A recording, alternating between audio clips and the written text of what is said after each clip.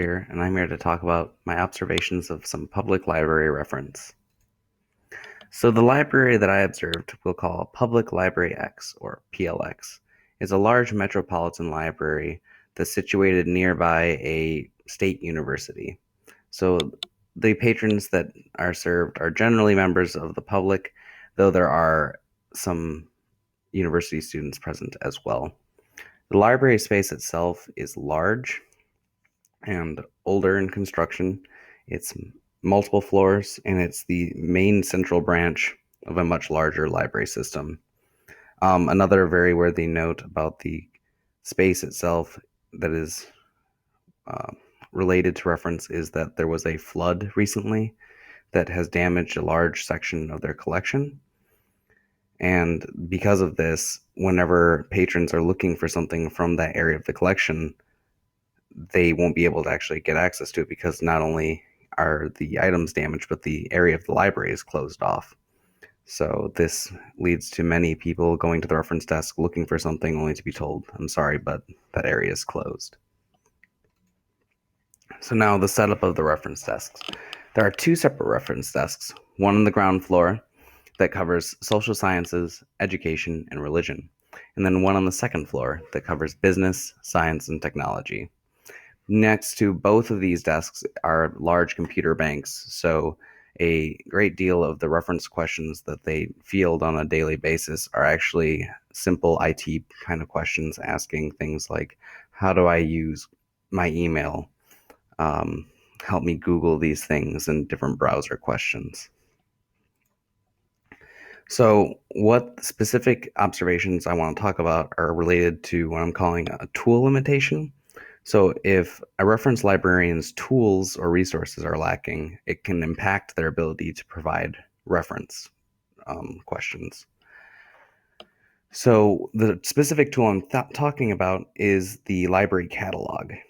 The PLX's library catalog was a in-house developed library catalog, which is not necessarily a problem, except in their case, it has translated into a, I would say, inferior product. Whenever you perform a search in the library catalog, you run the risk of what you're actually looking for being pretty far down on the results page due to its construction. For example, if you were to search for Alice in Wonderland, exactly verbatim in a title search, you might not get it until 8 or further hits down on the page. Um, when I did this specific search, it was the 8th hit. Now, this is including film adaptations, etc., Alice's Adventures in Wonderland versus Alice in Wonderland, and it's still coming up with many other results further up on the page that are not at all related to Lewis Carroll's book. So, why is this important?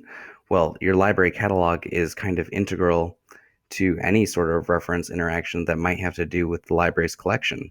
So, when patrons who might try to use the catalog themselves are stuck having to go to the reference desk every time they were trying to look for something just because they can't use it properly, you have a problem.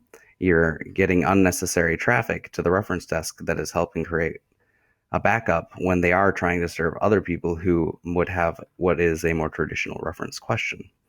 And then this is even causing problems amongst the reference librarians themselves, because if they try to use the catalog and they're trying to search for something, they're being slowed down in their ability to find information.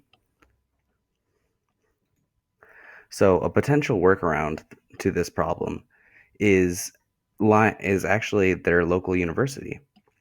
Since they could have this local resource and it's a state-run university, they should be able to have at least limited access to members of the general public. This means that reference librarians, if for whatever reason they aren't able to find something in their own catalog, can decide to search the state university's catalog. And if they find the resource there, they could direct the patrons there. So that way, everybody wins in the fact that the patron can still get access to the resource that they're looking for. The reference librarian can still help them find their answers. And while this is still an added cost to the state university, this is a part of their function as well. So my overall assessment is that PLX is doing as well as it can, the reference librarians that is, with very little in the way of resources and a, in a way, self-sabotaged library catalog system. And that is all I have to say. So thank you for listening.